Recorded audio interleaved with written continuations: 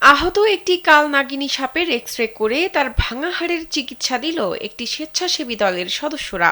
মানে এসকে করে হুনছি, কিন্তু সাপের যে এসকে করে এত হুনিনি। আহত সাপ উদ্ধার পর্যন্ত ঠিক আছে, কিন্তু তার হাড় ভেঙে যাওয়ায় এক্স-রে করে চিকিৎসা দেওয়ার কথা এর আগে হয়তো ভাবতে পারেনি কেউ। এ কারণেই এক্স-রে মেশিনে কালনাগিনী সাপ রাখতেই আটকে ওঠেন ক্লিনিকের সবাই। কখনো সাপের এক্সরে করি নাই, এটা আসলে বিরল, যার কারণে আমিও একটু আতঙ্কিত ছিলাম যে সাপের এক্সরে কিভাবে করা যায়। প্রথমে ভয় পেলেও পরবর্তীতে সাপের এক্স-রে সম্পন্ন করা হয় এবং সাপটির হাড়ে ফ্র্যাকচার ধরা পড়ে। তারপরে এক্সরে করছি, এক্সরে করার পরে এটা ফ্র্যাকচার ধরা পড়ছে। বুধবার সকালে পটুয়াখালীর আমতলী উপজেলার পূজাখোলা দফাদার বাড়ির কাছ থেকে সাপটিকে উদ্ধার করা হয়।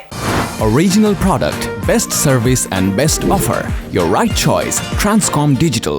সাপটি একটি আম গাছ থেকে নিচে নামলে গ্রামবাসী দেখতে পেয়ে সাপটিকে পিটিয়ে মেরে ফেলার চেষ্টা করে।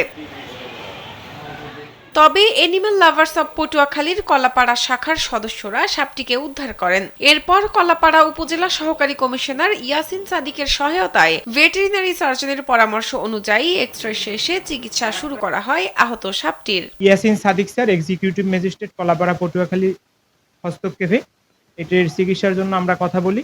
পরবর্তীতে ঢাকার বিভিন্ন সর্ববিশরদ এবং ভেটেরিনারি সার্জনের তথ্য অনুযায়ী এটার একটি এক্স-রে রিপোর্ট করি এবং এক্স-রে রিপোর্ট সেখানে পাঠানোর পরে তাদের দিক নির্দেশনা অনুযায়ী আমরা সাপের চিকিৎসা চলমান রয়েছে।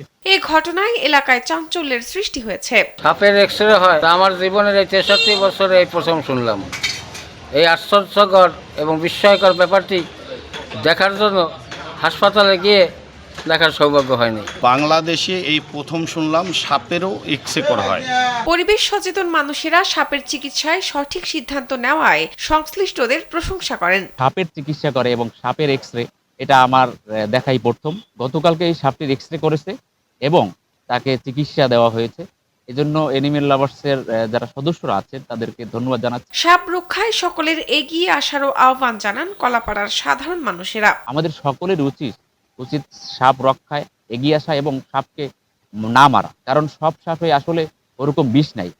আমাদের সাপ আসলে আমাদের পরিবেশের ভারসাম্য রক্ষা থাকতে গুরুত্বপূর্ণ ভূমিকা পালন করে। শাহনাজ পারভিন, কালবেলা।